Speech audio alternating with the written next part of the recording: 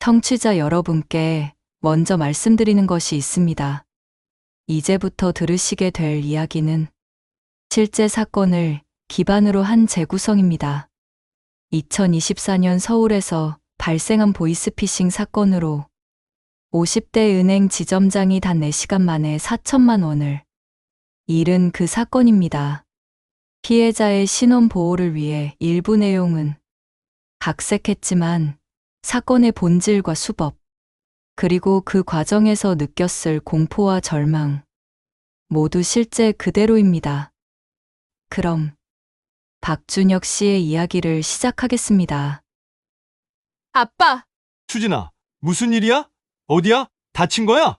아빠, 나 사람을 쳤어. 얼마나 다쳤어? 그 사람은 지금 어디 있어? 경찰은? 중환자실에 있대. 아빠, 나 어떡해. 당신이 얘 아버지요? 2024년 11월 15일 금요일, 저는 그날 평소처럼 퇴근 준비를 하고 있었습니다. 금요일이었으니까요.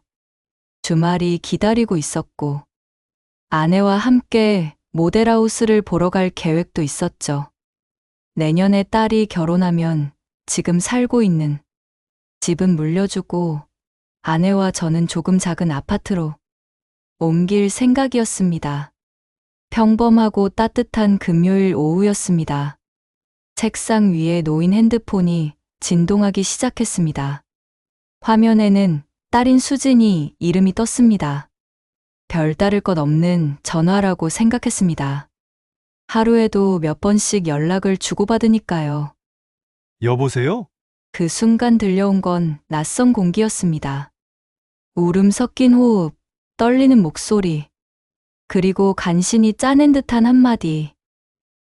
아빠, 심장이 움켜쥐어진 것처럼 두근거렸습니다. 이 목소리를 모를 리 없었습니다. 하지만 지금 들려오는 건 공포였습니다. 수진아, 무슨 일이야? 어디야? 다친 거야? 제 목소리는 이미 흔들리고 있었습니다. 아버지의 본능이 먼저 튀어나왔죠. 하지만 돌아온 대답은 더 큰 절망을 던졌습니다. 아빠, 나 사람을 쳤어. 그 말을 듣는 순간 시간은 멈췄습니다. 피해자가 아니라 가해자. 내 딸이 사람을 다치게 했다고? 머릿속이 새하얘졌습니다. 얼마나 다쳤어? 그 사람은 지금 어디 있어? 경찰은? 제가 던지는 질문마다 딸의 목소리는 절규에 가까웠습니다. 중환자실에 있대. 아빠, 나 어떡해. 바로 그때 전화기가 바뀌었습니다. 낯선 남자의 날 선 목소리가 들려왔습니다. 당신이 얘 아버지요? 네. 제가 아버지입니다. 정말 죄송합니다. 저희 딸이 큰 실수를. 실수! 당신 딸이 내 아내를 쳤소. 머리를 크게 다쳤고 지금 생사가 오갑니다. 게다가 술까지 마셨소. 경찰이 혈중 알코올 농도 측정했는데 0.08%, 면허등기 수준이요. 술, 음주운전, 감옥. 단어들이 폭탄처럼 터지며 머릿속을 뒤흔들었습니다. 저는 믿을 수 없다고 생각하면서도 동시에 두려움에 휘둘렸습니다. 수진이가 술을? 설마. 하지만 경찰이 측정했다잖아. 남자의 목소리가 다시 날아왔습니다. 이대로 가면 당신 딸은 5년은 감옥이요. 합의 없이는 방법이 없습니다. 5년. 결혼도 못하고 직장도 잃고 인생이 무너지는 시간. 제 딸의 삶이 송두리째 사라질 것 같은 두려움이 저를 휘감았습니다. 저는 매달렸습니다. 제발 합의해 주십시오. 치료비든 위자료든 돈은 준비하겠습니다. 딸만은 제발. 그때 남자가 냉정하게 잘라 말했습니다. 1시간 안에 5천만 원 준비하시오. 기록 남기면 안 되니 현금으로. 못하면 경찰에 바로 넘깁니다. 저는 머릿속으로 돈을 계산하기 시작했습니다. 집에 있는 비상금, 금고에 넣어둔 금괴, 은행 통장. 합치면 5천만 원을 만들 수 있었습니다. 지금 당장은 4천만 원 정도라도 마련 가능했습니다. 지금 당장 4천만 원 준비하겠습니다. 남자가 잠시 침묵하다가 말했습니다. 교소. 1시간 안에. 전화가 끊기자 저는 자리에서 벌떡 일어났습니다. 직원들이 놀란 눈으로 저를 바라봤지만 신경 쓸 겨를이 없었습니다. 급한 일이 있다고만 말하고 사무실을 뛰쳐나왔습니다. 엘리베이터를 기다릴 시간조차 아까웠습니다. 저는 계단을 달려 내려갔습니다. 3층에서 1층까지 숨이 가빠지고 다리가 후들거렸지만 멈출 수 없었습니다. 주차장으로 달려가 차에 올랐습니다. 핸들을 잡은 손이 떨려 제대로 힘을 주지 못했습니다. 시동이 걸렸고 저는 엑셀을 깊게 밟았습니다. 집으로 빨리 딸을 구해야 한다는 생각만 머릿속에 맴돌았습니다. 시계를 보니 오후 3시 35분. 남은 시간은 고작 1시간. 아니, 3600초.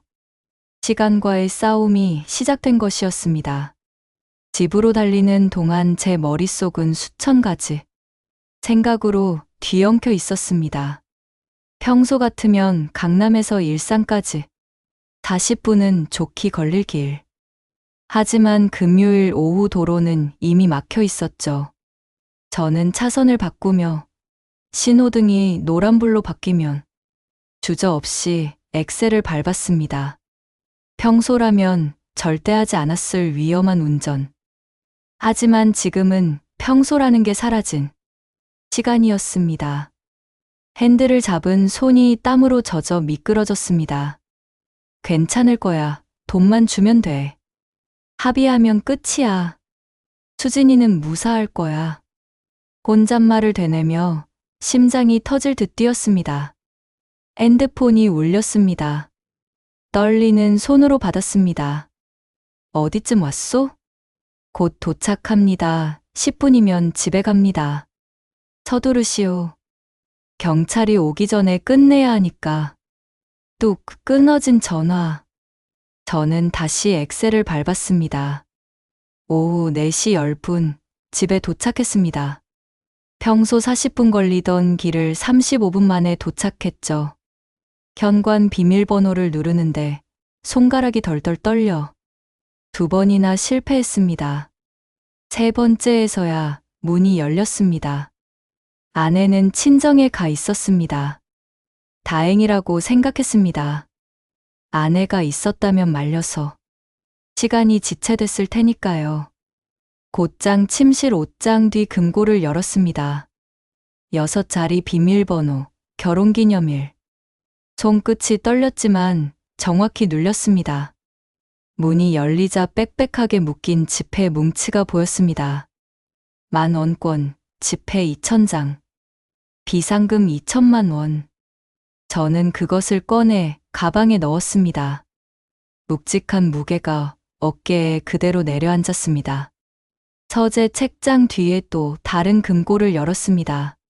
그 안에는 금괴 4개, 5돈짜리, 결혼 30주년 기념으로 산 것. 지금 시세로 약 2천만 원. 원래는 노후 자금으로 두려 했던 것이지만 지금은 딸의 인생을 살릴 열쇠였습니다. 그 금괴를 꺼내 가방에 넣었습니다. 가방은 한층 더 무거워졌습니다. 거울 앞에 섰습니다. 땀범벅이 된 얼굴, 헝클어진 머리, 충혈된 눈. 30년 경력의 은행원이 아니라 딸을 살리려 뛰는 절박한 아버지의 얼굴이 비쳐 있었습니다. 그때 또 전화가 울렸습니다. 준비됐소? 네, 4천만 원 준비했습니다. 어디로 가면 됩니까? 강남역 3번 출구로 30분 안에 나오시오. 다른 사람과 말하면 합의 취소요. 알겠습니다. 누구에게도 말하지 않겠습니다. 전화를 끊자마자 저는 다시 차를 몰았습니다. 하지만 문제는 시간과 교통이었습니다. 일산에서 강남역까지 금요일 오후 5시를 앞둔 도로는 더 막혀 있었습니다. 내비게이션은 예상 시간을 55분으로 찍고 있었습니다. 30분 안에 도착하라는 요구는 사실상 불가능했지만 저는 그저 조급함에 시달리며 핸들을 더욱 꽉 잡았습니다. 운전하는 내내 머릿속에 의문이 스쳤습니다. 왜 병원이 아니라 강남역이지? 피해자는 중환자실에 있다면서? 합의서는 어디서 쓰지? 하지만 그 생각들은 금세 지워졌습니다. 지금은 따질 때가 아니었으니까요. 오후 5시 10분. 강남역 3번 출구 근처에 도착했습니다. 주차할 공간이 없어 길가에 차를 대고 뛰어내렸습니다. 지하철 입구로 내려가자 사람들로 북적였습니다. 퇴근길, 주말을 맞이하는 사람들의 웃음과 대화가 제 귀에는 전혀 들어오지 않았습니다. 핸드폰이 울렸습니다. 도착했소? 네, 3번 출구에 있습니다. 검은 모자 쓴 사람 보이요? 고개를 들어 둘러보니 사람들 사이로 검은 모자와 마스크를 쓴 젊은 남자가 보였습니다. 후드 티셔츠에 운동화를 신은 평범한 20대. 그 사람에게 가방 주시오. 저는 가방을 들고 그에게 다가갔습니다.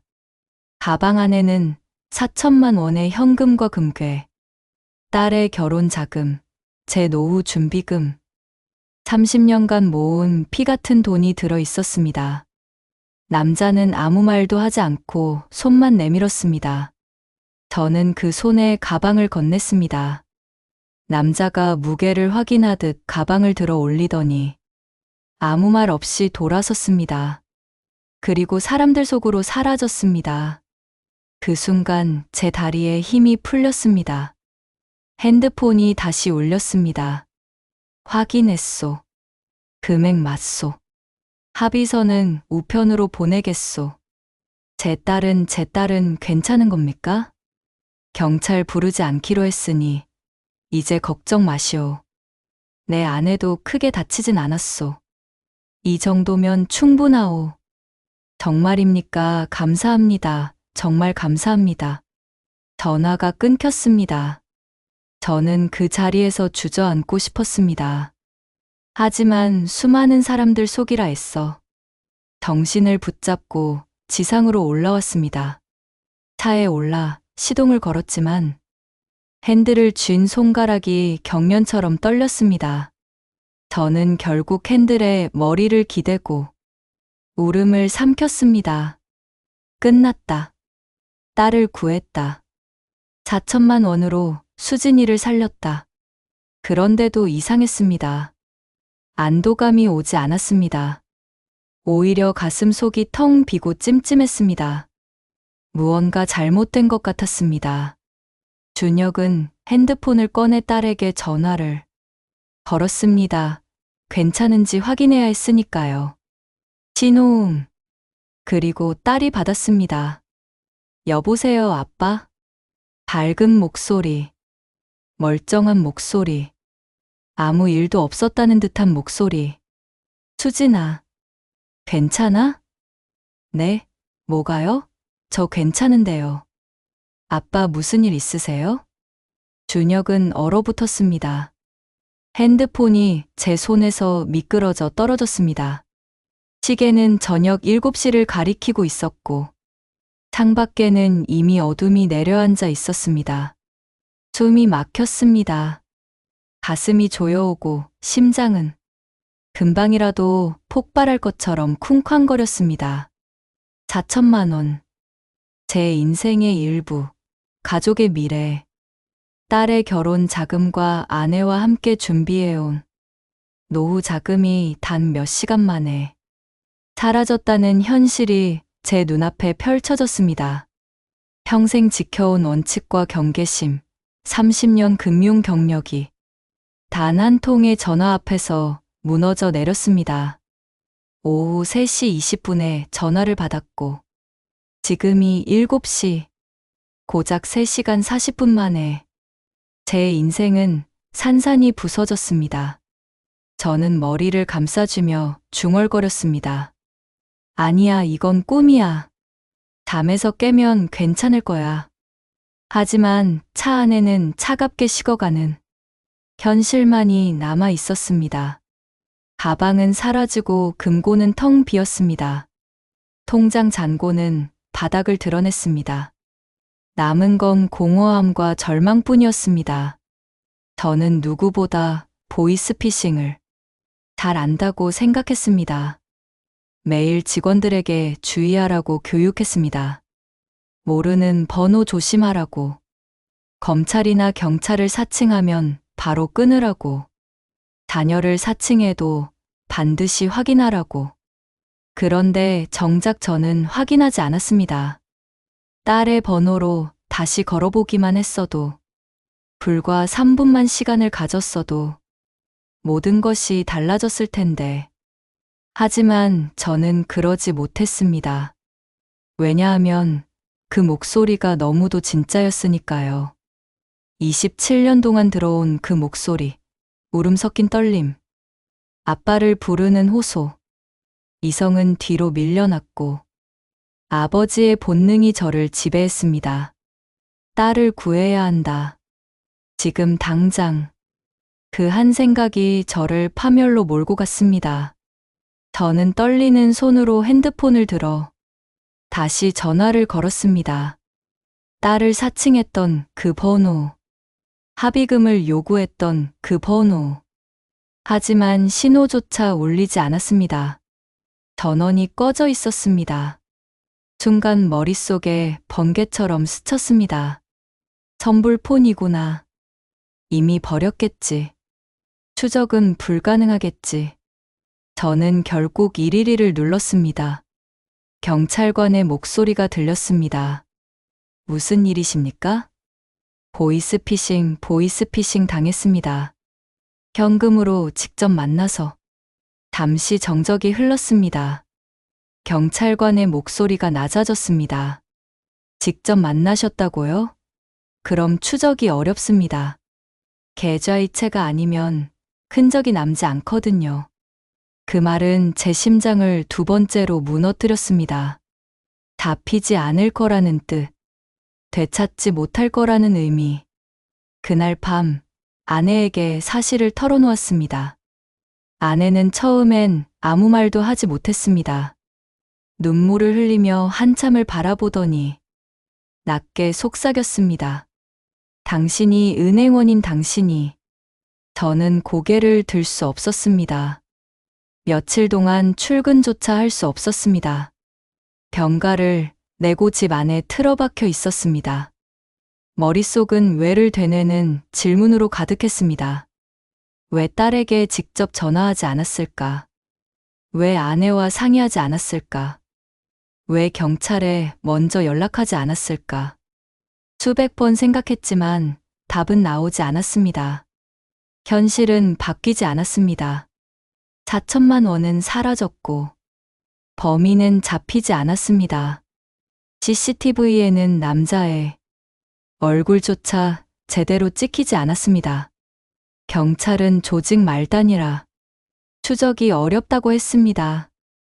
2주 후 저는 다시 은행으로 복귀했습니다. 하지만 예전의 제가 아니었습니다. 고객을 대하는 자신감은 사라졌습니다. 조회 시간에 직원들에게 보이스피싱을 조심하라고 말할 때마다 제 자신이 우스워 보였습니다. 저 자신도 속았는데 무슨 자격으로라는 생각이 머리를 짓눌렀습니다. 동료들은 아무도 몰랐습니다. 저는 부끄러워서 숨겼으니까요. 그 부끄러움은 아내의 침묵보다 더 괴로웠습니다. 아내는 화를 내지도 않았습니다. 오히려 그게 더 가슴을 찔렀습니다. 저는 점점 더 작아져 갔습니다. 한 달쯤 지났을 때였습니다. 우연히 인터넷을 검색하다가 보이스피싱 피해자 모임을 발견했습니다. 망설이다가 가입했습니다. 수백 명의 회원이 있었습니다. 저보다 더 큰 피해를 입은 사람들이 많았습니다. 억 단위 피해자도 있었고, 평생 모은 전 재산을 잃은 사람도 있었습니다. 글들을 읽으며 알았습니다. 수법은 다르지 않았습니다. 자녀 사칭, 검찰 사칭, 납치 사칭. 패턴은 똑같았습니다. 시간을 주지 않고 혼자 결정하게 만들고, 다른 사람에게 말하지 못하게 하고, 돈 이야기를 꺼내는 것. 그 글들을 읽으며 저는 처음으로 깨달았습니다. 이건 개인의 멍청함이 아니었습니다. 이건 조직적인 범죄였고, 인간의 본능을 이용한 심리전이었습니다. 그리고 결심이 섰습니다.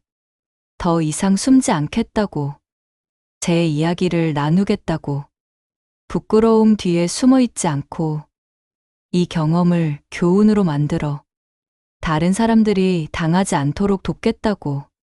저는 그때 처음으로 생각했습니다.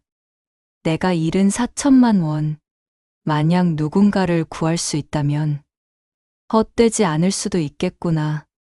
사건이 터지고 반년이 지났을 때 저는 강남구청 노인복지관 강연장에 서 있었습니다. 눈앞에는 약 40명 남짓한 어르신들이 앉아 있었습니다. 60대에서 80대까지 하나같이 진지한 눈빛으로 저를 바라보고 있었죠. 강연 제목은 단순했습니다. 금융 전문가도 당한 보이스피싱. 어떻게 막을 것인가? 안녕하십니까? 저는 은행 강남지점장 박준혁입니다. 그리고 6개월 전 보이스피싱에 당해 4천만 원을 잃은 피해자입니다. 순간 강연장은 술렁였습니다. 은행 지점장, 금융 전문가, 그런 사람이 보이스피싱에 속았다니. 놀라움과 의심이 뒤섞인 표정들이 보였습니다. 믿기 힘드시죠? 저도 믿기 힘들었습니다. 고객들에게 매일 조심하라고 교육하던 제가 단 몇 시간 만에 무너졌습니다. 왜냐고요? 그들은 제 약점을 정확히 알고 있었기 때문입니다. 딸에 대한 사랑, 자식을 지키려는 본능, 그걸 파고든 겁니다. 그날 들었던 딸의 울음소리, 아빠라고 부르던, 딸을 사칭한 전화, 사고라는 말, 중환자실, 음주운전, 합의금, 그리고 강남역에서 낯선 남자에게 가방을 건네던 순간까지 청중들은 숨을 죽이고 들었습니다.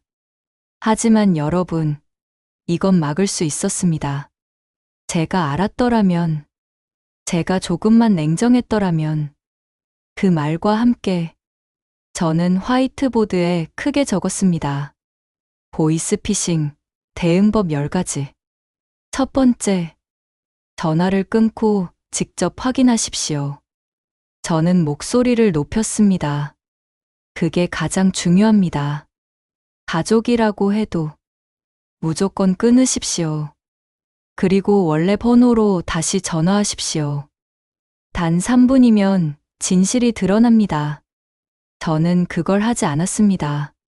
왜냐하면 지금 당장이라는 말에 속았으니까요. 하지만 진짜 긴급 상황이라면 3분 뒤에 전화해도 늦지 않습니다. 두 번째, 지금 당장이라는 말에 속지 마십시오.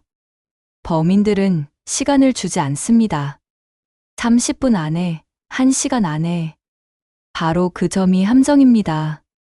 생각할 여유를 주면 들통나니까요. 세 번째, 돈 이야기가 나오면 100% 사기입니다. 검찰, 경찰, 금융감독원. 그 누구도 전화로 돈을 요구하지 않습니다. 제가 들었던 합의금이라는 말. 언뜻 현실적으로 보일 수 있습니다. 하지만 진짜 합의는 변호사와 경찰, 보험사가 개입합니다.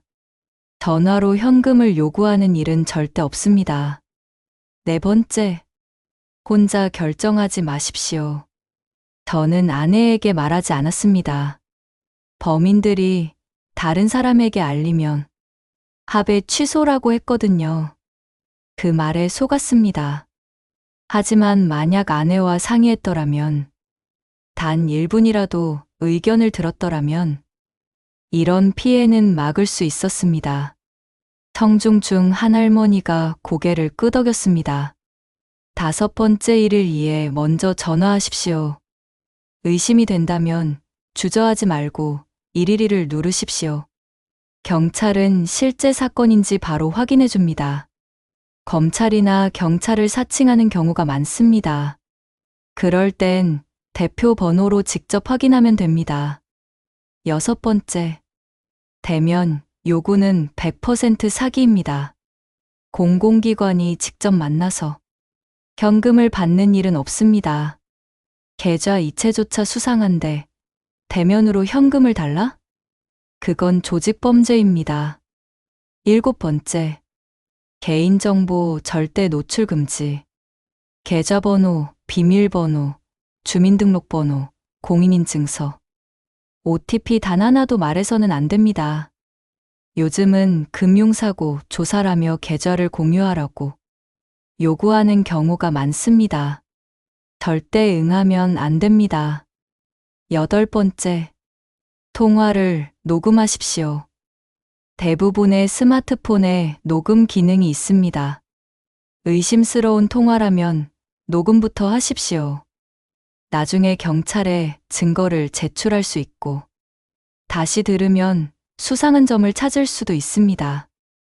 9번째, 감정보다 이성을 선택하십시오. 범인들은 공포심, 죄책감, 급박함을 자극합니다. 저도 딸이 위험하다는 생각에 모든 이성을 잃었습니다. 하지만 지금 돌아보면 단 3번 심호흡만 했더라도 이성적으로 판단할 수 있었을 겁니다. 10번째, 당했다면 즉시 신고하십시오. 부끄러워하지 마십시오. 숨기지 마십시오. 신고가 빠를수록 돈을 되찾을 가능성이 높습니다. 그리고 주변에 알리십시오.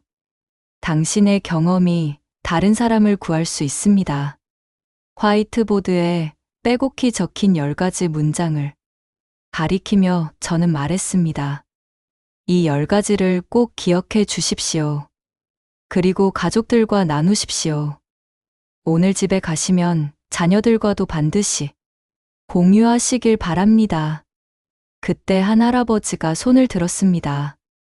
근데 혹시 진짜 자식이 사고 났을 수도 있잖소? 그럼 어떻게 합니까?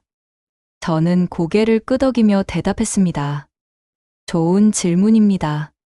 그렇기에 첫 번째가 중요합니다. 직접 확인. 진짜 사고라면 경찰이나 병원이 먼저 연락합니다. 피해자 가족이 직접 합의금을 요구하는 일은 없습니다. 절대 없습니다. 다른 분이 손을 들어 물었습니다.